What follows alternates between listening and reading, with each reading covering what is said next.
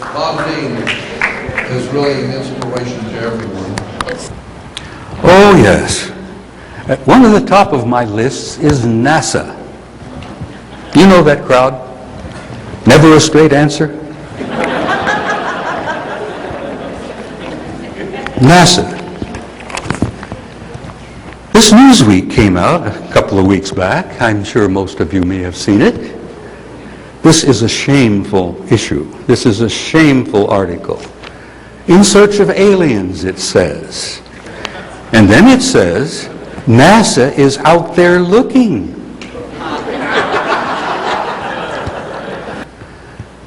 You can never trust this damn bunch over at NASA.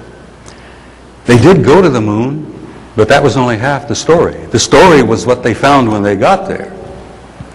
And the story was what the photographs taken.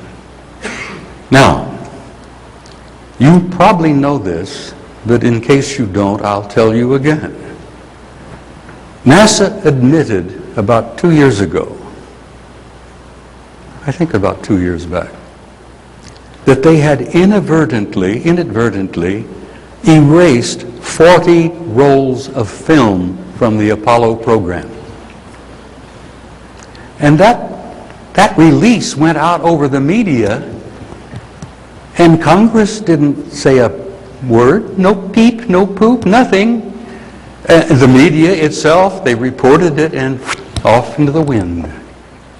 NASA says we inadvertently, mistakenly, gee, we're sorry, we erased 40 rolls of film from the Apollo program.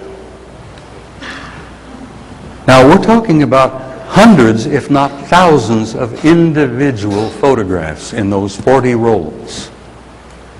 They erased them.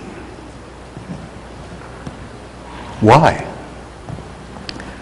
Because they showed what they ran into on the moon. They showed what they ran into on the way to the moon. They showed what they ran into when they got there. This has got to go. We can't let that out.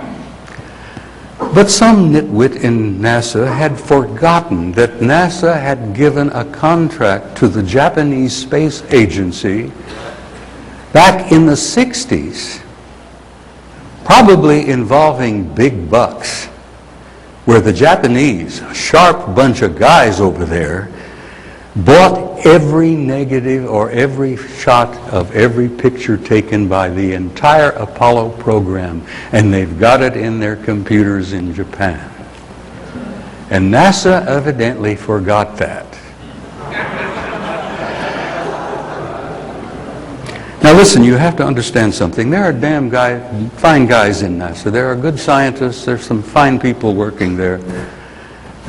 I'm not putting them down. I take my hat off to them and I respect them. The ones that I'm really pissed off of are the administrators, the policymakers, the politicians. They forgot that they had sold all this to Japan. Lo and behold, I'm at a conference in Tokyo.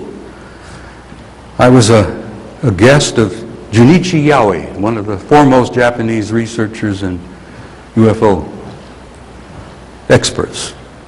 I was on national television in Japan. While I was there, I was provided some photographs taken by NASA and the Apollo program that the Japanese Space Agency has been sitting on top of for a long, long time. And I'm about to show you a couple right now.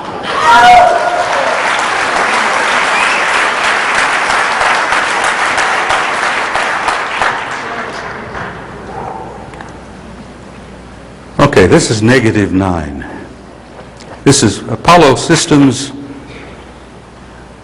A13. Yeah, Apollo Systems 13. Now, bear with me till I get this thing up here. Okay. This photograph was taken by Apollo 13. Now, you may remember Apollo 13. It was the one that never made it to the moon. They had a tiny explosion on the way where an oxygen tank blew up, and they were barely able to get to the moon, go around, and barely able to get home. But they were not alone on that trip. And so while they were out in the way, going and coming, they were little windows and they snapped pictures. This is one picture that was held by the Japanese Space Agency. You can see the Japanese writing here. Anyhow, I didn't bring my pointer. This is the moon, upper left. These two objects here, B and C, are fairly large, circular discs of some kind. But over here, A, which is moving into the scene, here is the positive and here is the negative. I hope you can all see that. The guys in the Apollo 13 capsule. Thank you, honey. Thank you very much. God, you guys are something else. Oh, here we are. Okay, this is a circular disk with a dome.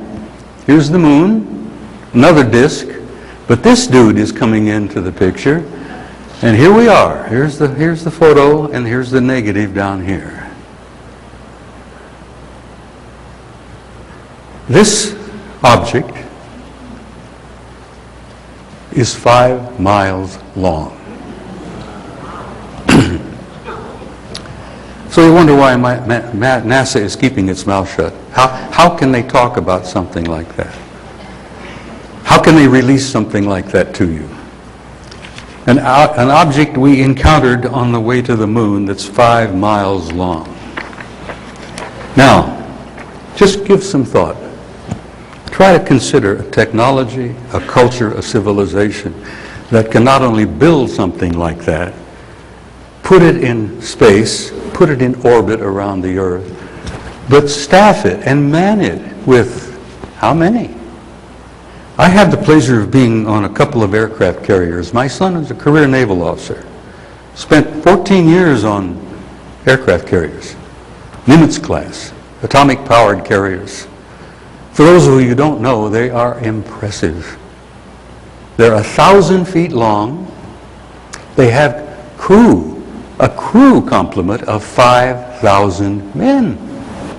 These big nuclear Nimitz-class carriers have 5,000 guys in their crew. They're massive. They're gigantic. They're unbelievable.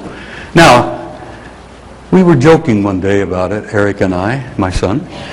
What kind of a crew would this dude have with, 5 miles? What are they doing over there? What is their pastime? What is their function? What is their purpose? And having been on a Nimitz carrier a couple of times, they're very impressive. Okay, this is the first shot. Here is the second one. This is negative 10. Okay, now that big dude has moved over into the middle of the frame. And another object has showed up over here, was estimated at being 2 miles long.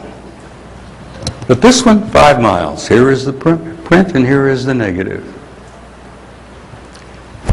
It's the same object, but it seems to have had moved somewhat. We're not getting a full side view like we did in the other picture. We're getting a little elongated. And there are a couple of circular disc-like objects here. Apparently, it's like a carrier. It puts its aircraft out and brings them back. And it's probably a carrier for discs, alien discs that we find in our skies all the time. But again, when you start considering the magnitude of the size and the implications of what it means, then you can almost sympathize with the authorities about, we can't tell those people these things. No, they're not ready for it.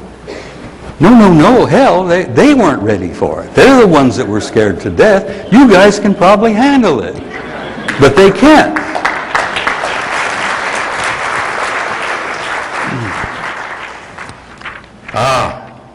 That was only the beginning of the story.